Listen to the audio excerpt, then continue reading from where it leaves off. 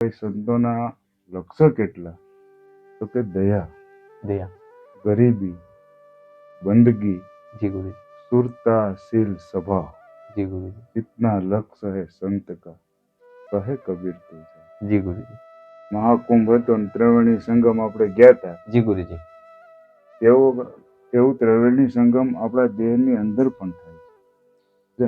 जी गुरु। પણ એ દેહનું જ્ઞાન જેને હોય છે એને ખબર પડે. એમને 3 વસ્તુનું ધ્યાન રાખવું પડે. સોરી નારી મિથ્યા, 3 વસ્તુથી એને આખું રહેવું પડે. સોરી નારી મિથ્યા. जी गुरु। ઋષિ કઈડે છે એ સમયે એ ઉતરી તો જાય જ છે. जी बाबू कवड़े से ही समय। હા, પણ ડંખમાંથી મૂળ જાતું. જય ગિરનારી, જય ભોળિયાનાથ મિત્રો, ફરી એકવાર સ્વાગત છે આપણી યુટ્યુબ ચેનલ અખંડ મોજ ઉપર અને ફેસબુક પેજ ગિરનારીની મોજ ઉપર. તો ફરીવાર મિત્રો આપણે ભ્રમણ કરતા કરતા એક નવા જગ્યા ઉપર આવી ગયા છીએ. નીલકંઠ મહાદેવ, આ મારી પાછળનું સુંદર મજાનું મંદિર જોઈ શકતા હશો. કેસરિયા ગામની બારોબાર આવ્યા છે. કેસરિયા ગામની બહાર જ રોડની કાંઠે એક્ઝેક્ટ આમ જોઈ શકો છો, મારી પાછળનો રોડ છે આ, અને એક્ઝેક્ટ સામે નીલકંઠ મહાદેવનું મંદિર છે મિત્રો. તો બહુ સુંદર મજાનું મંદિર છે અને ત્યાં એક મહંત પણ રહે છે. ચાલો મિત્રો પેલા નીલકંઠ મહાદેવના દર્શન કરી અને બાપુ સાથે પછી થોડોક સત્સંગ કરી. ચાલો મિત્રો હું તમને નીલકંઠ મહાદેવના દર્શન કરાવું. સૌથી પહેલા મિત્રો મહાકાલ ભૈરવ, આપણે તેના દર્શન કરી લઈ. ઓમ નમો ભૈરવાય નમઃ. અત્યારે કળયુગના સમયના કોટવાળ એટલે કાળ ભૈરવ, કેમ કે કોઈ પણ મંદિરની સ્થાપના હશે મિત્રો, ત્યાં તમે જોયું છે કે કાળ ભૈરવ દાદાની સ્થાપના થયેલી છે. ગણપતિ મહારાજની, કેમ કે આ કોટવાળ ગરુડજી આ પણ એક કોટવાળમાં આવે છે મિત્રો. ચાલો મિત્રો આપણે નીલકંઠ મહાદેવના દર્શન કરીએ.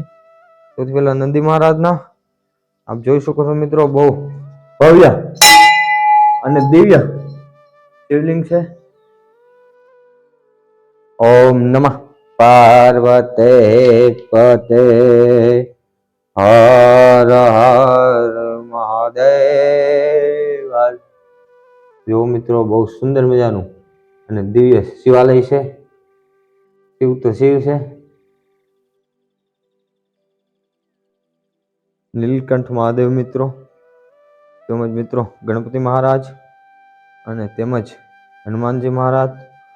તો તેમજ મિત્રો પાછળની સાઈડ બાપુનું સુંદર મજાનું નાનું અમથું આશ્રમ છે. ચાલો મિત્રો બાપુ પાસે જઈ અને થોડો જાજો સત્સંગ કરી, આપણું જીવનનું કલ્યાણ થાય એવું કંઈક કરીએ. તેમજ મિત્રો ચલો, આ બાપુનું બહુ સુંદર મજાનું નાનું અમથું આશ્રમ છે. તેમજ ચાલો મિત્રો આ આપણે અનિલ દાદા હંમેશા આપણી સાથે હોય જ છે. તો ચાલો મિત્રો બાપુ પાસે જઈ અને દર્શન કરીએ. સંત દેખીને નમન કરીએ, ઝપટ નમાવીએ શીશ, તેરા એક ગુના તો ક્યાં કરે અને લાખો ગુના બક્ષીશ. તેવા જ મિત્રો આપણે શીશ સાચું સાથે ચાલો મિત્રો થોડો જજો સત્સંગ કરી. તો જય ગિરનારી, જય ભોળિયાનાથ મિત્રો, આપણે બાપુ પાસે આવી ગયા છીએ. હવે કોઈ પણ એવા પ્રશ્નો જેનાથી આપણું જીવનનું કલ્યાણ થાય, એ જ આપણો ધ્યેય અને આપણું ચેનલનું ઉદ્દેશ્ય રહ્યું છે. જય ગિરનારી બાપજી. જય ગિરનારી, જય ગિરનારી. સૌથી પહેલા બાપજી થોડોક જગ્યાનો પરિચય ને આપનો પરિચય આપો બાપજી. જગ્યા આપણે અહીંયા નીલકંઠ મહાદેવનું મંદિર છે. જી. ત્યાં આપણે પૂજારી તરીકે છીએ. જી ગુરુજી. અને સેવા પૂજા કરીએ છીએ. અને આવ્યા ગયા સાધુ સંતોને પણ અહીંયા આનંદ કરીએ છીએ. જી ગુરુજી. અને આપણું આવું સરળતા વાળું જીવન. જી ગુરુજી. આપનો પરિચય. મારું નામ ભગવાનગીરી છે. જી ગુરુજી. અને કેસરિયા ગામ છે. જી ગુરુજી. 10 નામી ઘરનું મારું શરીર છે. જી ગુરુજી. અને હું અહીંયા મારા ગામની અંદર જ ભજન કરું. જી બાપુ. અને એ બાપુ બહુ મહત્વની બાબત કહેવાય કે જે ગામમાં જ આપણે નાના મોટા થયા છે, એ જ ગામમાં સાધુ થઈને ભજન કરવું ક્યાંક ને ક્યાંક કઠિન હોય છે ગુરુજી. એમાં એવું છે કે સાધુનું જીવન છે એ સમાનતા વાળું હોવું જોઈએ. અને બધાને હારે હળે મળીને રહી શકે એવું હોય તો સરળતાથી એ ગામમાં પણ રહી શકે છે. જી બાબુ. એવું માનવું. જી ગુરુ.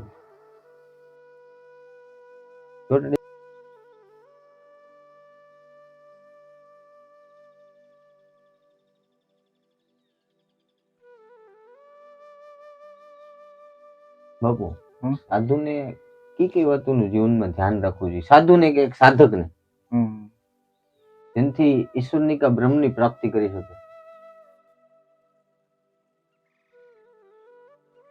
એમને 3 વસ્તુનું ધ્યાન રાખવું પડે. સોરી, નારી, મિથ્યા, 3 વસ્તુ તેને આખું રહેવું પડે. સોરી, નારી, મિથ્યા. જી ગુરુજી. કોઈ પણ સાધક હોય એને એટલાથી રહિત થવું પડે, પછી એ જગ્યાએ ભજન કરી શકે. સોરી, હા એટલે બાપુ ધનની ચોરી, એ તો સમજાણું હા. કે કોઈ પણ ચોરી કરવી. હા. અને નારી, નારી, નારીથી બાપુ દૂર રહેવા માટે શું શું પ્રયત્નો કરવા? થોડુંક સમજણ આપો અમને. એની માટે ભજન કરવું પડે.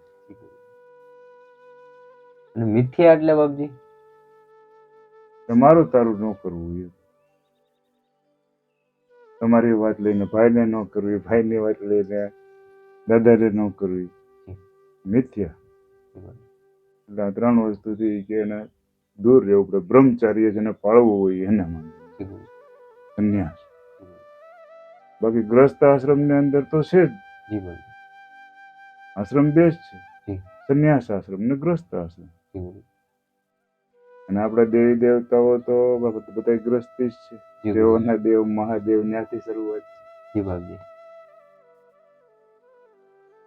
અને બાપુ સાધકને ક્યાંક ને ક્યાંક કામ ભાવ બહુ લાંબા સુધી સતાવે. નારી કીધું તમે, એટલે એવું છે કે આપણે જેમ ઋષિ કઈડે છે જી બાપજી, એની વેદના આપણે હોય છે, પણ જે સમયે ઋષિ કઈડે છે એ સમયે એ ઉતરી તો જાય જ છે. જી બાપુ, કવડે છે એ જ સમય. હા, પણ ડંખમાંથી મૂળ જાતું નથી. એમ જે કઈ માયા વસ્તુ છે એ બધી એ સમાન છે, ડંખમાંથી જાતી નથી. અને જો જાય તો શુદ્ધ બુદ્ધ આત્મા જ ત્યાં હોય છે. એ બ્રહ્મ સ્વરૂપ જેને કહેવામાં આવે. કેમ કે એ એનાથી રહિત છે. જીવ અને શિવ એ બે એક જ છે, પણ જીવ છે એ માયાથી આધીન છે, શિવ છે એનાથી સ્પર છે એમાં રહીને. એટલે ક્યાંક ને ક્યાંક માયા જ રૂકાવટ બાપજી થઈ રહી છે જીવને શિવ બનવાથી. હા હા, એવું તો ખરી જ ને. એટલે જ આપણા સંતોએ મહાપુરુષોએ એમ કીધું ને કે ભાઈ કામ, ક્રોધ, મોહ, લોભ, માયા એનાથી આપણે સ્પર થવું પડે. એટલે એ ભજનની અંદર ક્યાંક આડું તો એવું આવતું જ હોય ને. એટલે ને એટલે આપણા મહાપુરુષોએ એમ કીધું. ક્યાંક ને ક્યાંક આ આડંબર આવતું રહે છે. હા. અને બાપુ સાધક ક્યાંક ને ક્યાંક પ્રયત્નશીલ તો રહી છે થોડાક સમય સુધી સંતોના સંગતિમાં. સંતોની સંગતિ તો દૂર થાય એટલે જ થોડો દૂષિત થાય છે. પણ ક્યાંક ને ક્યાંક એનામાં ક્યાંક ને ક્યાંક ભાવ આવતો રહેશે. કામ, ક્રોધ, લોભ, લાલચ, ચોરી, નારી, આ બાપુ ક્યાંક ને ક્યાંક ભાવ રહે છે. સૂક્ષ્મ રીતે તમે કીધું એમ મૂળિયું રહે છે. તો બાપુ એ જડામૂળ થી નાશ કરવો હોય તો એ આવે જ નહીં ગુરુજી. આવે. એમાં એવું છે કે એ નાશ નથી થતો કોઈ વસ્તુ. જો કામ, ક્રોધ, મોહ, લોભ, માયા એનો નાશ નથી થતો. પણ આપણી પાસે સત્યતા આવી જાય અને સત્ય નામ વચનનું જે કઈ ભજન કરીએ એટલે આપણાથી એ આખું રહે છે. જી બાબજી, એનો નાશ તો થતો જ નથી. હા, નાશ તો થતો નથી. સૂક્ષ્મ રીતે ક્યાંક ને ક્યાંક રહે છે. હા હા, પણ આપણી પાસે સત્ય હોય એટલે એ આપણી પાસે ન હોય. હા, સત્યને આધીન છે. અમને આવું સમજાવું. જી જી બાબજી. અને સંતોને સમજાતું એ ક્યાંક ને ક્યાંક સત્ય હોય છે ને બાબજી. કેમ કે સંતો મિત્રો કોઈ પણ વાત એના અનુભવથી, જ્ઞાનથી અને એ પોતે જીવી અને અનુભવ કરીને પછી વાત કરે છે.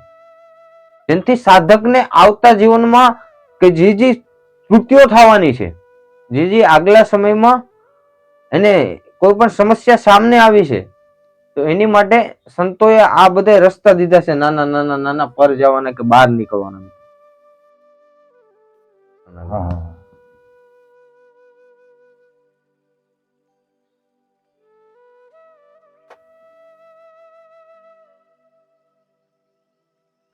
શાસ્ત્ર જ્ઞાન છે. જી ગુરુજી. પછી આપણા શરીરનું જ્ઞાન છે. જી. અને પછી આત્મજ્ઞાન છે. જી ગુરુજી. સમજ્યા ને? જે શાસ્ત્ર જ્ઞાન છે એ આપણે આ વાંચેલું બધું બતાવે છે. જી. અને દેહનું એટલે 972 કોઠાની અંદર જે કઈ હું છે એ નક્ષિત એ દેહનું જ્ઞાન કહેવામાં આવે કે ભાઈ આપણે મહાકુંભ હતો ને ત્રિવેણી સંગમ આપણે ગયા હતા. જી ગુરુજી. એવું ત્રિવેણી સંગમ આપણા દેહની અંદર પણ થાય છે ને? જી ગુરુજી. પણ એ દેહનું જ્ઞાન જેને હોય છે એને ખબર પડે. સમજ્યા? ત્રિવેણી સંગમ બાપજી, જો અમે તો બાળકો જ બાપજી આપને પ્રશ્ન કરીએ છીએ, અમને તો કઈ ખબર પડતી જ નથી. એ જે આપણે જે કઈ નાળીઓ છે ઈંગલા પિંગલા ને સુમક્ષણા, જી ગુરુજી. એ ત્રણેય નદીઓ છે, ત્રિવેણી સંગમ છે અને એ અહીંયા ત્રિકુટીમાં થાય છે. જી બાપજી. એ દેહનું જ્ઞાન છે. પછી અહીંયા એક વાણી દ્વારા આપણે સાંભળીએ છીએ, હે ગુરુજી તમારો કોઈ પાર ન પાયો. એની અંદર છેલ્લી કડીની અંદર એમ કહે છે કે શૂન્ય શિખર ઉપર કે અલખના અખેડો. જી ગુરુજી. એટલે એ જે અખેડો છે એ પણ આપણા દેહની અંદર જ છે, પણ દેહનું જ્ઞાન હોય છે એ નહીં ખબર હોય. અને પછી આત્મજ્ઞાન છે. એ તો સ્વયં અંદરથી પ્રગટ છે, એને ક્યાંયથી લેવું પડતું નથી. અને એનો ખોરાક છે ભજન. આત્માનો ખોરાક ભજન. દેહનો પ્રાણનો ખોરાક છે ટકાવવા માટે સાધન છે ને ભજન કરવાનું. જી ગુરુજી.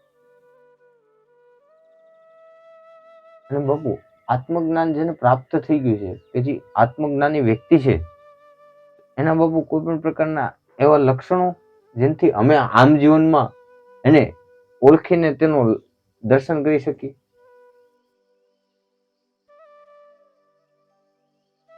કબીર સાહેબજીએ આપણે એમ કીધું છે જી કે કોઈ પણ સંતને ઓળખવા માટે થઈ અને એ લક્ષ્ય ઉપરથી ઓળખાય છે. તો કે ભાઈ સંતોના લક્ષ્ય કેટલા? તો કે દયા, દયા, ગરીબી, બંદગી, જી ગુરુજી, સુरता शील स्वभाव, જી ગુરુજી, इतना लक्ष्य है संत का કહે કબીર તુજા. જી ગુરુજી. એટલે આવા લક્ષ્ય ઉપરથી આપણે ઓળખી શકીએ. જી ગુરુજી. બાકી કોઈને આપણે ઓળખી શકતા નથી.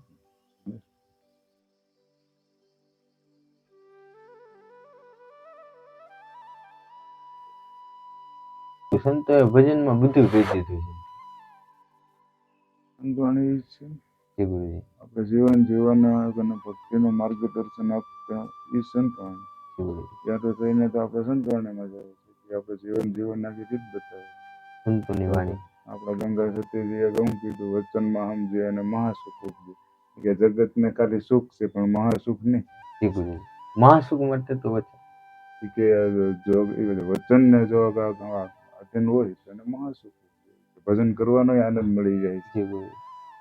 અને એમાં કીધું ને બાપજી ગંગા સતી વચન વિવેકી જે નંદ નારી ભાન અને બ્રહ્માધિક લાગે ભાઈ. કેમ એને એની ઉપર પ્રભુ પણ રાજી હોય છે. જી જી.